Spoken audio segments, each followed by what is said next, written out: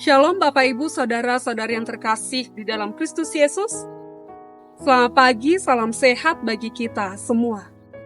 Bagaimana kabarnya Amanginang? Semoga di dalam keadaan sehat dan penuh dengan sukacita. Kembali lagi kita disapa oleh Renungan Pagi HKBP. Marilah kita menggunakan waktu kita sejenak di pagi hari ini untuk berdoa, membaca, dan merenungkan firman Tuhan. Kita berdoa. Allah Bapa yang bertata di dalam kerajaan sorga, terima kasih buat kasih setia Tuhan yang senantiasa menyertai kehidupan kami hingga pada saat hari ini. Di pagi hari yang indah ini Tuhan, kami akan mendengarkan firman-Mu. Biarlah firman Tuhan yang menjadi kekuatan kami, serta kami mengandalkan Tuhan di dalam hidup kami. Biarlah firman Tuhan yang bekerja di dalam setiap kehidupan kami sehari-harinya.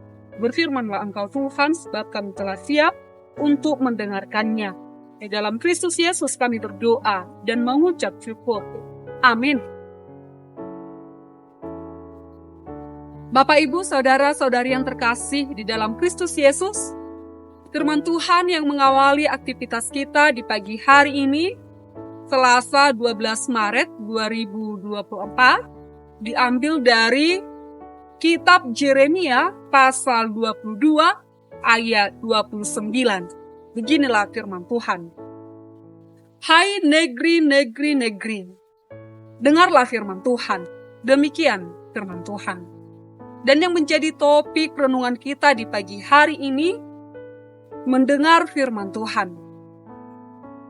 Bapak, Ibu, Saudara-saudari yang terkasih di dalam Kristus Yesus, di dalam nas renungan harian kita hari ini, di mana dikatakan bahwa Allah menegur dua raja di Yehuda, Raja Yoyakim dan juga Raja Konya. Di mana dikatakan bahwa Raja Yoyakim ini benar-benar memerintah dengan dirinya sendiri. Dan juga dikatakan dia tidak takut akan Tuhan. Bahkan mereka merampas hak orang lain. Bahkan sampai menumpahkan darah orang lain juga mereka mampu. Itulah sebabnya Tuhan Allah menegur mereka. Dan dikatakan juga ketika kematian daripada Raja Yoyakim ini, orang-orang menjauh darinya karena perbuatan kejahatan keji yang sudah dilakukan oleh mereka. Begitu juga dengan Raja Konya, di mana dikatakan bahwa Raja Konya ini benar-benar juga memerintah dengan kekejian, merampas hak orang lain dan juga menumpahkan darah. Oleh sebab itu juga dikatakan teguran yang Tuhan berikan kepada Konya adalah dia akan berkesusahan di dalam hidupnya dan juga tidak mendapatkan kebahagiaan. Dan akhirnya juga terbuang ke Babel. Itulah hukuman bagi orang-orang yang tidak setia di hadapan Tuhan. Artinya yang membangkang di hadapan Tuhan. Artinya teguran itu ada di dalam setiap kehidupan kita. Itulah sebabnya dikatakan di dalam nas renungan kita hari ini, supaya kita benar-benar di jalan Tuhan, mendengar firman Tuhan, serta memeliharanya di dalam kehidupan kita.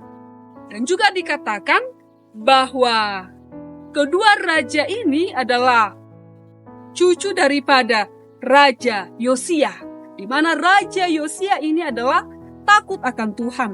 Dia senantiasa melakukan pembaharuan baru supaya mereka kembali ke jalan Tuhan, supaya bangsa Israel beribadah kepada Tuhan. Jadi pujian hanya kepada Tuhan disampaikan oleh mereka. Itulah sebabnya di mana dikatakan bahwa di dalam kehidupan kita ada teguran. Tuhan menegur kita di dalam kejahatan, tindakan yang sudah kita lakukan yang melanggar di hadapan Tuhan.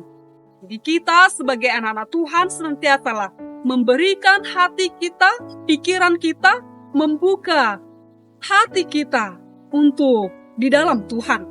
Jadi jangan pernah menutup mata iman kita, lalu kita senantiasa enak melakukan dosa ya. Tapi di dalam nas renungan kita ini kita melihat bahwa Tuhan berfirman bahwa hukuman ada kepada setiap orang yang memberontak di hadapannya.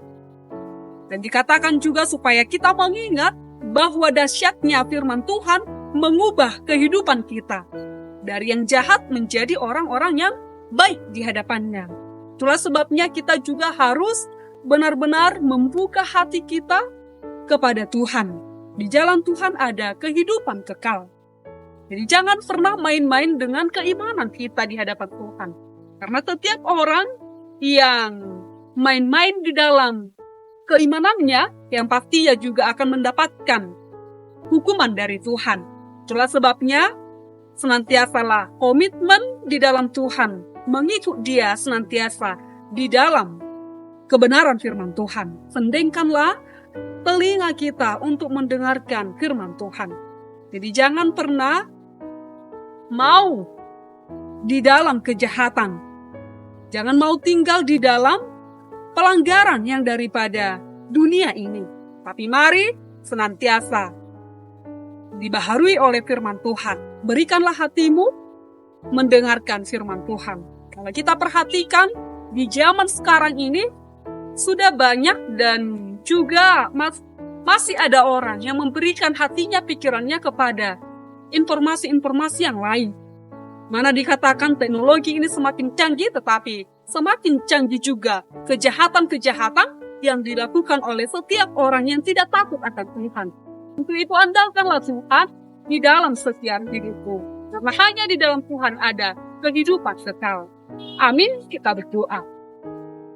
Terpuji termulialah Engkau Tuhan yang senantiasa menyertai kehidupan kami hingga pada saat hari ini. Firman Tuhan yang kami dengar, jadikan bagi Tuhan menjadi kehidupan kami. Supaya kami, anak-anak yang takut akan Tuhan, mengandalkan Tuhan di dalam hidup kami. Biarlah hidup kami senantiasa di jalan Tuhan. Bapa yang baik, berkati setiap pekerjaan kami Tuhan, berkati setiap umat-Mu, supaya senantiasa memberikan hati dan pikirnya mendengarkan firman Tuhan. Terpuji termulialah Engkau Tuhan di dalam setiap kehidupan kami. Amin.